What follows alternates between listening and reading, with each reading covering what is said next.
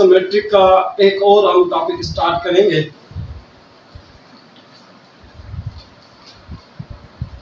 पैराथोराइड हमने पीछे pituitary gland पढ़ा था, उसके बाद हम सेकेंड टॉपिक पढ़ेंगे पैराथोराइड ग्लैंड, सॉरी थोराइड ग्लैंड्स। ठीक है, अब देखो थोराइड ग्लैंड जो है इसकी शेप की अगर बात की जाए तो उसकी शेप जो है बटरफ्लाई शेप होती है। इस तरीके से ये बटरफ्लाई शेप स्ट्रक्चर्स होती है और बटरफ्लाई शेप ग्लैंड होता है, लोकेटेड होता है trachea in base of the neck.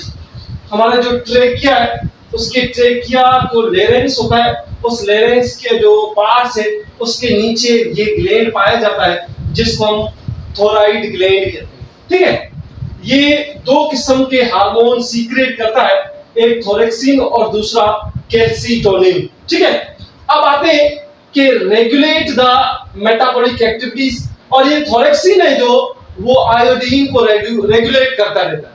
ठीक है, और ये हमारी बॉडी के अंदर rate of metabolic activity cell के अंदर भी कंट्रोल करता रहता है थोराइड ग्लैंड। ठीक है, और रेगुलेट द फिजिकल ग्रोथ या मेंटल डेवलपमेंट इन चिल्ड्रन के अंदर जितनी भी एक्टिविटीज होती है ये कंट्रोल करता है कौन सा, थोरेक्सिन हार्मोन।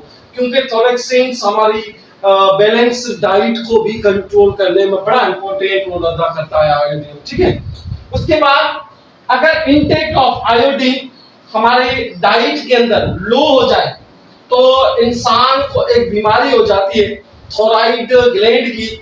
ये थोराइड जो है वो हमारे ये जो गला है इलाज होना स्टार्ट हो जाता है। उस बीमारी को, उस एबनॉर्मल कंडीशंस को हम कहते हैं, बीमारी को गोइटर कहते हैं। जो हमारा नेक रीजन है ये स्वेल अप हो जाता है, उससे क्या होता है, ये हमारे जो थोराइड ग्लैंड है ये थोराइड ग्लैंड साइड से इनलार्ज हो जाता है, इनलार्ज होने से नेक रीजन हमारा स्वेल अप हो जाता है। ठीक है, इस बीमारी को हम गोइटर कहते हैं।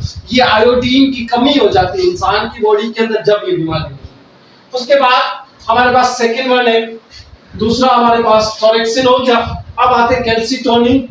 Calcitonin release in the response of a high level of calcium in blood. जब इंसान की बॉडी के अंदर कैल्शियम की लेवल जब बढ़ जाती है उस वक्त एक हार्मोन रिलीज होता है जिस हार्मोन को हम क्या कहते हैं, कैल्सीटोनिन। ये लेवल ये इसको डिक्रीज करता है और डिक्रीज करके इस कैल्शियम लेवल को डिक्रीज करके बोन के अंदर जो ब्लड के अंदर कैल्शियम है उसको डिपॉजिट कराने में बड़ा इंपॉर्टेंट रोल अदा कौन कराता है, कैल्सीटोनिन हार्मोन। ऐसे जो कैल्शियम की लेवल है वो ब्लड के अंदर कम हो जाती है। ठीक है, उसके बाद ये हमारा ऊपर में जो वॉइस बॉक्स जिसको हम लेरिंक्स कहते हैं, लेरिंक्स के नीचे ये ट्रेकिया आ रहा और ट्रेकिया के ऊपर हमारा थोराइड ग्लैंड होता है। इसके पीछे एक और भी ग्लैंड होता है जिसको हम पैराथोराइड ग्लैंड कहते हैं। ठीक है, ये विड पाइप या ट्रेकिया भी हम इसको कह सकते हैं। ये दरअसल कार्टिलेज है जो जिससे अटैच होता है, जिसको हम लेरिंक्स कहते हैं। प्रॉपर तरीके से ट्रेकिया से अटैच होता है कार्टिलेज के जरिए। ठीक है, उसके बाद ये ट्रेकिया इलाज हो जाता है साइड के अंदर, उस बीमारी को हम क्या कहते हैं, गोइटर कहते हैं। उसके बाद हमारे पास सेकंड ग्लैंड है, यहाँ आर्गन है जिस आर्गन को हम पेनक्रियास कहते हैं। ठीक है, देखो पेनक्रियास इसकी अगर बात की जाए, लंबाई की बात की जाए तो ये 6 इंच इन लॉन्ग होता है, ऐसे 6 इंच इन लॉन्ग होता है और लीफ लाइक स्ट्रक्चर्स होते हैं। ठीक है, लीफ लाइक स्ट्रक्चर होता है पेनक्रियास लीफ लाइक स्ट्रक्चर्स होता है, ये चीज याद रखनी। और लोकेटेड कहाँ होता है, हमारे एब्डोमेन जो कैविटी है, ये पेट वाली जो कैविटी है इस जगह पाया जाता है between stomach and small intestine के बीच में। ये हमारी एब्डोमेन कैविटी है। एब्डोमेन की कैविटी के अंदर हमारे लेफ्ट साइड के ऊपर जो स्टोमक होता है, स्टोमक के नीचे और स्मॉल इंटेस्टाइन के ऊपर जो पार्ट पाया जाता है उसको हम पेनक्रियास कहते हैं। ठीक है, ये बोथ एक्सोक्राइन एंड एंडोक्राइन दोनों ग्लैंड है। इसके अंदर डिफरेंट टाइप के सेल पाए जाते हैं, ये दोनों काम करता है, एक्सोक्राइन का भी करता है, एंडोक्राइन का भी करता है। Endocrine part consist of punch of cells. इसके अंदर डिफरेंट टाइप के सेल पाए जाते हैं, जैसे 4 किस्म के सेल होते हैं, alpha, beta, delta and alpha cell. देखो अल्फा जो सेल है वो ग्लाइकोगोन हार्मोन रिलीज करता है, बीटा सेल है जो वो इंसुलिन रिलीज करता है, बाकी डेल्टा जो सेल है सोमेटोस्टेटिन हार्मोन रिलीज करता है, और एफ सेल जो है पैंक्रियाटिक पॉलीपेप्टाइड जैसे हार्मोन रिलीज करके हमारी बॉडी के अंदर डिफरेंट टाइप के मॉलिक्यूल को कंट्रोल किया जाता है। ठीक है, अब हमारे बुक के अंदर इन दोनों का जिक्र किया गया है, इसके अंदर नहीं जिक्र किया गया, इनका जिक्र नहीं किया गया। बस ये मैंने आप लोगों को मैट्रिक लेवल के ऊपर खाली इन सेलों के नाम बता दिए और हार्मोन कौन से रिलीज होते हैं। ठीक है, अब ये जितने भी सेल है इसको हम आइसोलेट ऑफ लैंगरहैंस कहते हैं। आइसोलेट ऑफ लैंगरहैंस क्यों कहते हैं? उस साइंटिस्ट का नाम था जिसने ये सेल डिस्कवर किए थे, उसके नाम के बुनियाद के ऊपर इनके नाम रखे गए। ठीक है, अब देखो इंसुलिन है, वो इंसुलिन रेगुलेट करता है हमारी बॉडी के अंदर ग्लूकोज की मेटाबॉलिक एक्टिविटीज को या ग्लूकोज की लेवल को। ठीक है, अगर हमारी बॉडी के अंदर in response high level of glucose in blood के अंदर तो इंसुलिन सीक्रेट होता है और वो डिक्रीज करता है हमारी ग्लूकोज लेवल को। जब हमारी बॉडी के अंदर ग्लूकोज लेवल इंक्रीज होता है, इंक्रीज होने से इंसुलिन पैंक्रियास से बीटा सेल से रिलीज होता है और हमारे ब्लड के अंदर ग्लूकोज के लेवल को कम करता है। कम करने के बाद वो ग्लूकोज जो है वो ग्लाइकोजन में कन्वर्ट करता है। इस प्रोसेस को ग्लाइकोजेनेसिस कहते हैं। ठीक है, उसके बाद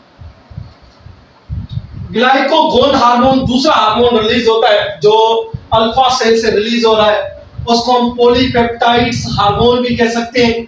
ठीक है, ये जब हमारी बॉडी के अंदर ग्लूकोज की लेवल कम हो जाती है कि low level of blood glucose, ठीक है, सीक्रेट ग्लाइकोगोन हार्मोन, ठीक है, which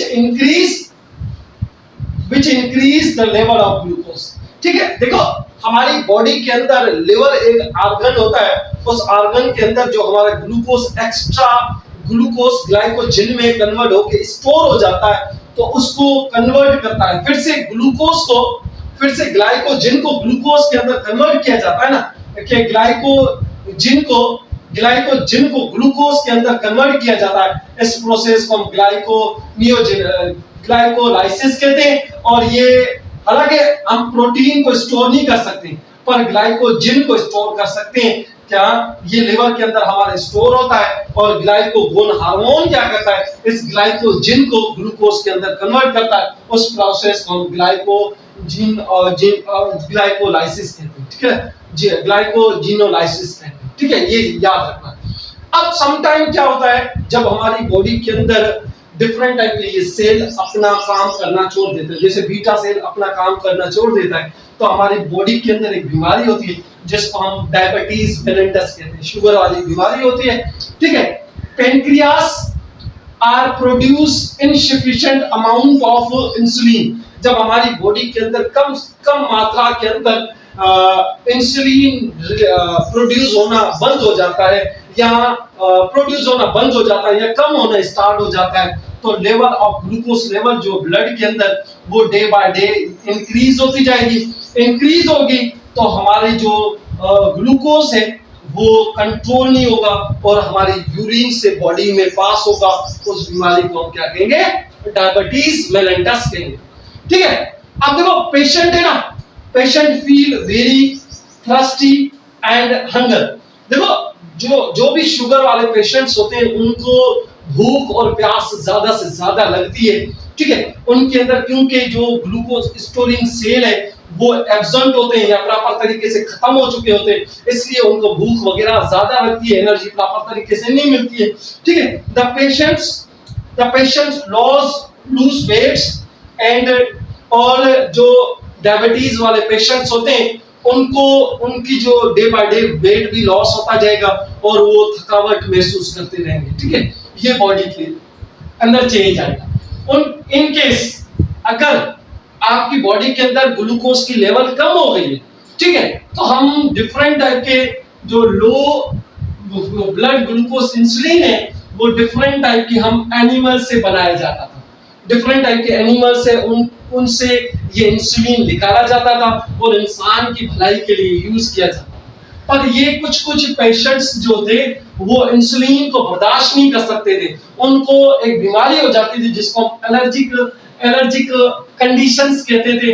वो एनिमल इंसुलिन वो कंट्रोल नहीं कर सकते थे। फिर क्या किया हमने, प्योर ह्यूमन इंसुलिन है उसको बैक्टीरिया से बनाना स्टार्ट कर दिया।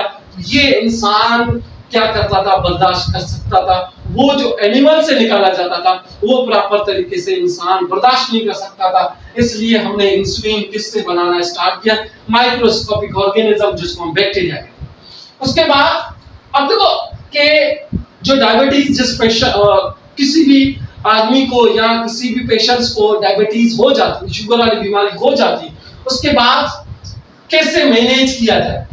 एक याद रखना कि बैलेंस डाइट लाजमी है, ठीक है। कुछ ऐसे फूड भी आते हैं जो हम प्रॉपर तरीके से अपने शुगर को लेवल को मेंटेन रख सकते हैं, जैसे जैसे आप लोग गावा अमरूद वगैरह है, या आप लोग एप्पल वगैरह है, या बेरीज है, ये जैसे फ्रूट्स वगैरह, या लीफी वेजिटेबल्स है, या होल ग्रेन्स वगैरह, दालें वगैरह आ जाती हैं, ये आप लोग ये चीजें खाओगे ना तो इससे आप लोगों की जो शुगर लेवल है वो मेंटेन हो सकती है, ठीक है। बैलेंस डाइट लाजमी है और डे बाय डे एक्सरसाइज लाजमी है। पेशेंट वाले बंदे को ज्यादा से ज्यादा एक्सरसाइज करना चाहिए और दवाई जो है वो टाइम पे लेनी चाहिए।